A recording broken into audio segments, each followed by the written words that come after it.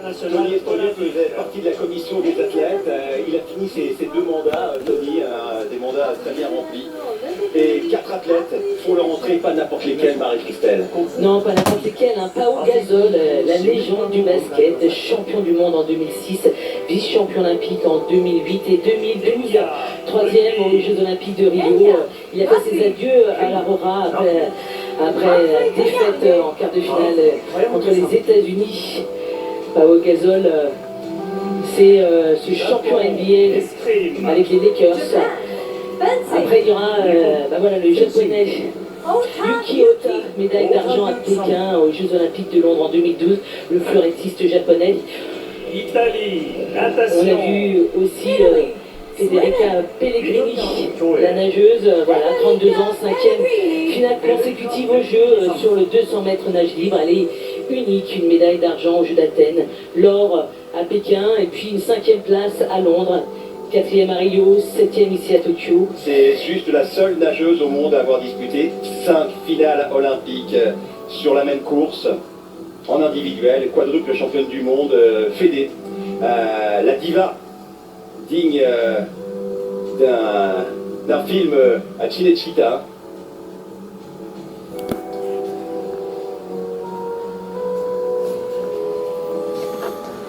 Et puis le Kenya également avec le rugby à 7 où l'on joue, histoire de souligner la belle performance également de l'équipe de France de rugby féminine qui avait pris une médaille d'argent.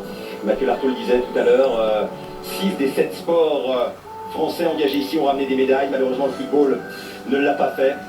Félicitations à vous tous. Et en espérant que dans 6 mois, du côté de Pékin, Martin Fourcade fasse son entrée à son tour au sein de la commission des athlètes au CIO et devienne le 3e membre français du CIO avec bien sûr Guy Druck, le champion olympique du 110 mètres haies de Montréal 76, et Jean-Christophe Roland, le rameur, champion olympique à Sydney et président de la Fédération internationale.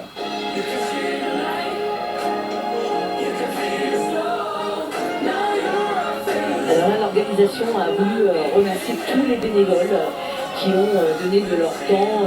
Alors on a vu des bénévoles de tout âge, Thierry, et vraiment c'est un clip de gratitude en fait, de remerciement.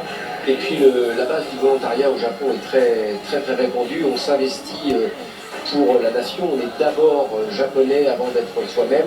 Et on participe quand le pays a besoin d'engagement citoyen, on montre cet engagement citoyen.